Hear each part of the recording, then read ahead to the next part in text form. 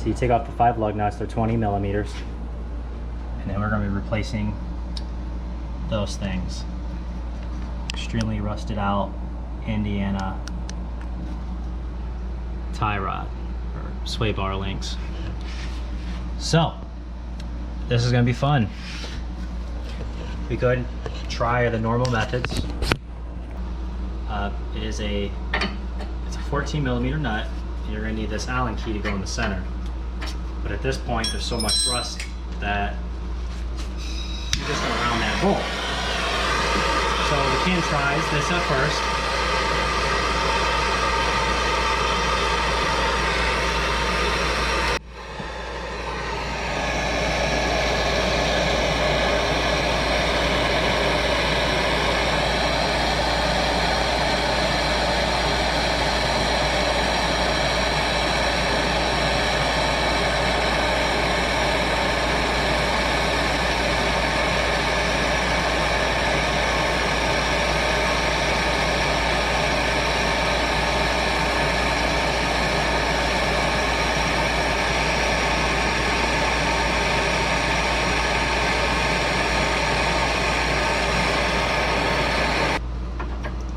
So let's see if that worked.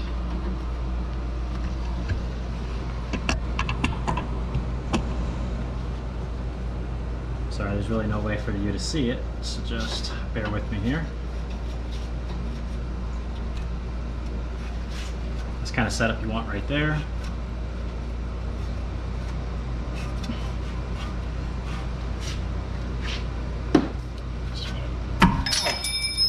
Wow, okay. So that's how bad these are. They just came apart. I didn't even have to do anything to them. So probably just break off this bottom one too then. That's how easy they're coming off. No, the bottom one wants to stay on this time. All right. So for you at home that this is gonna work and this happens, you could use some vice grips. Get a hold of this since it's up here now.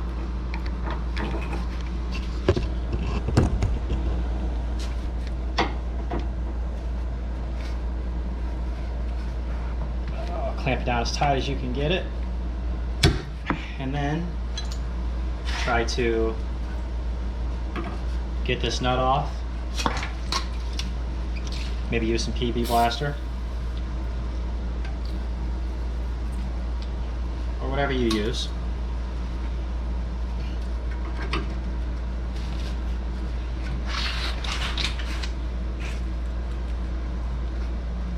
Ugh.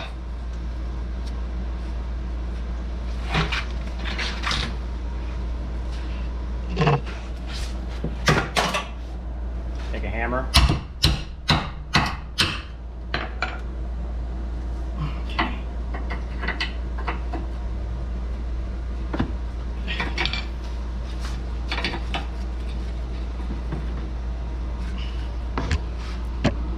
Now if you're lucky, this will work.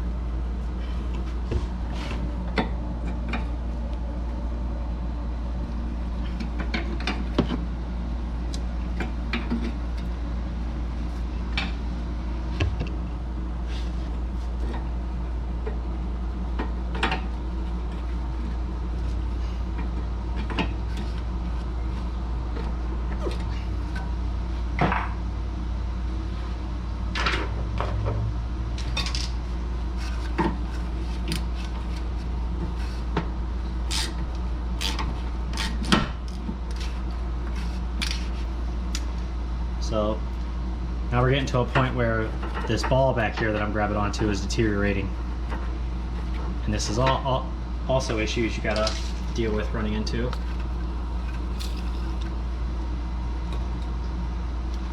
I'm gonna try it one more time, and then I'm gonna do it my way.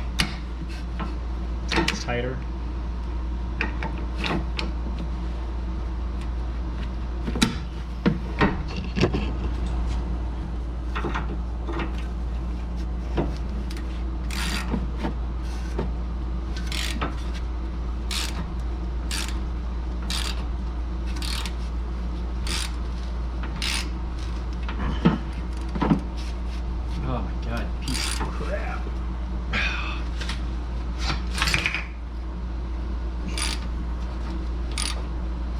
Okay, so it's to a point where there's really nothing else I can do for it, and it happens a lot, and that's why you see me cutting off a lot of the sway bar links. But these are especially hard to get to. So what we're going to be doing is taking our cutoff wheel, hitting it right here. Now you definitely want to have this ball held in place, or it'll just keep on spinning. So wearing eye protection, hearing protection, and I like to even put a face shield on so you don't get hit with flying debris. And then we're just going to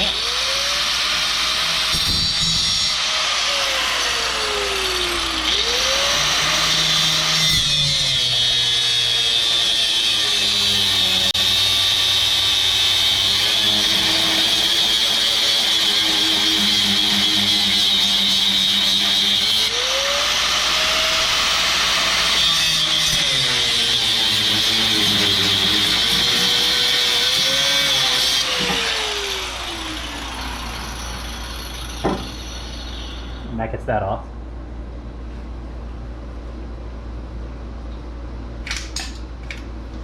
Now, I'm not going to go through the entire process for the bottom because we already know we're going to have to cut them off, and it's just not really worth the time. So what we're going to do is we're going to have to come over here and take off this brake caliper, rotor. It's going to be a job, but you're going to want all this out of the way so we can get down there and cut. So the rear brake caliper is a 12 millimeter. Take that off.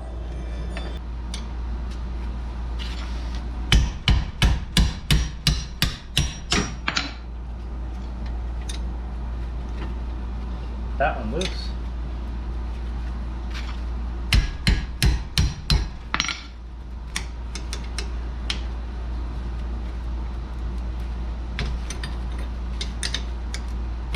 Okay, that one's just stripping out. So we'll break out this tool that I continue to try to get to work. And it, to this day, has never worked once.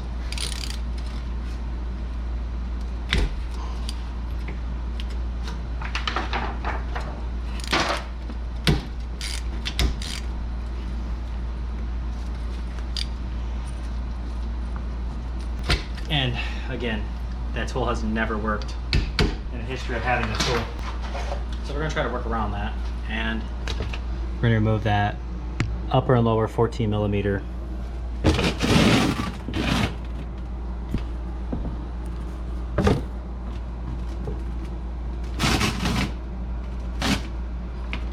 Caliper bracket bolt.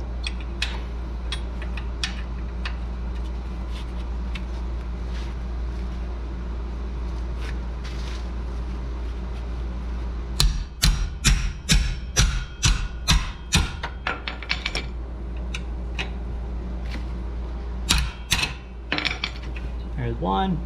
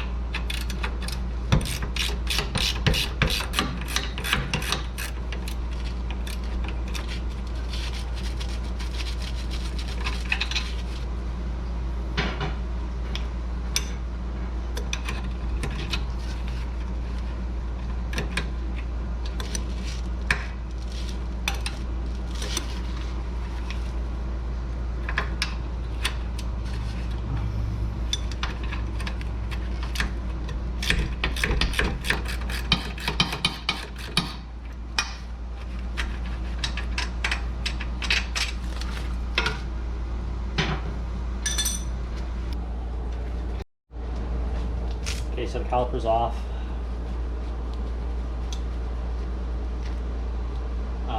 Like the other side, this side needs to have this completely rebuilt because these brake pads are actually seized in there.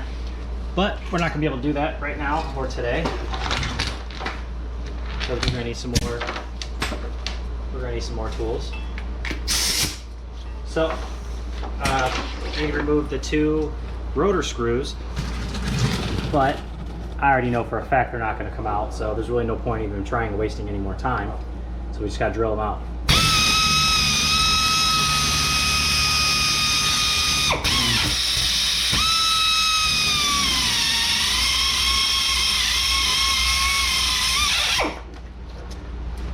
There's 2 on this one.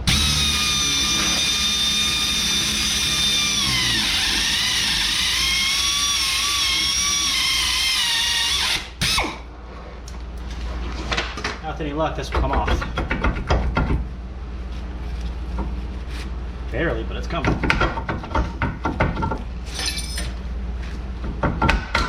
There we go. Yeah, this one's gonna get caught on this, your e-brake. So that's what's getting caught on there. We'll probably have issues with putting it back on because that likes to move. Get rid of all the brake dust and rust.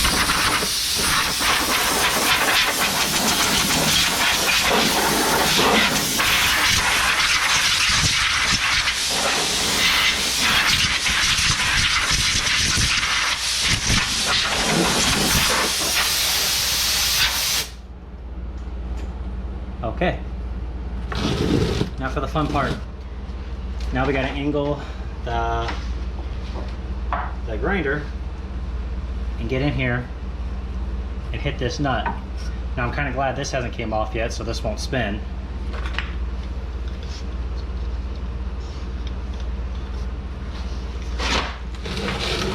Best way to put you guys so you can see the sparks fly.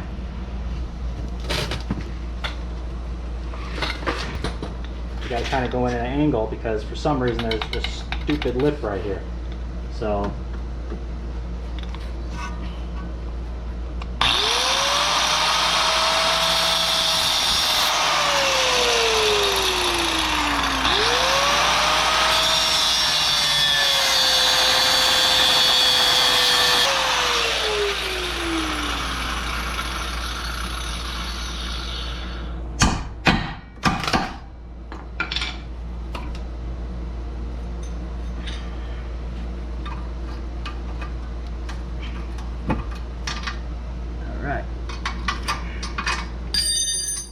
that out. Now remember, any metal that you cut off is going to be extremely hot, so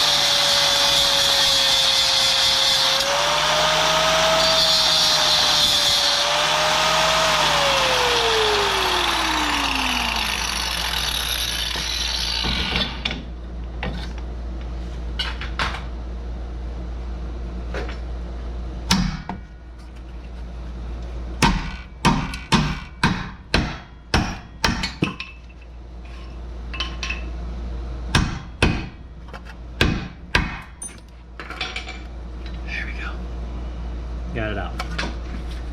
It's a little nicked up, but you gotta do what you gotta do. Alright, start putting this back together.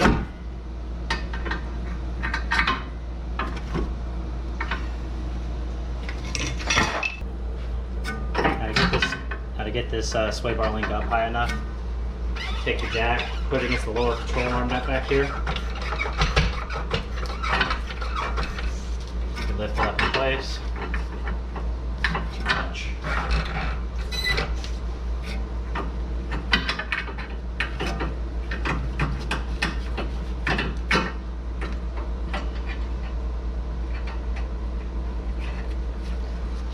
Lock that in so it won't fall out anymore. Do the same with down here.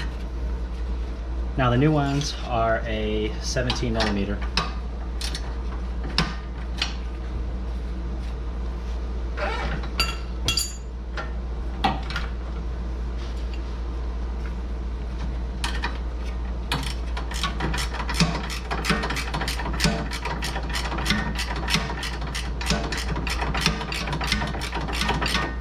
work on this and get back when it's done. Okay, got the new links on. And get the jack out of the way.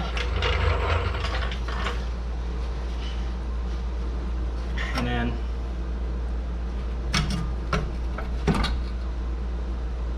we're gonna get the rotor put back on. And then you just put everything back together how you took it off. That's where I'm going to end this one, because I am going to play around with this a little bit more. See if I can't break that loose and get them a new bolt so I don't run into this issue, because like I said, these are welded in there. I can't even move them. Can't even push them in. So I'm going to get those ground back down, and if I decide to come back, I will. If not, this would be a great example on working on cars in the Rust Belt.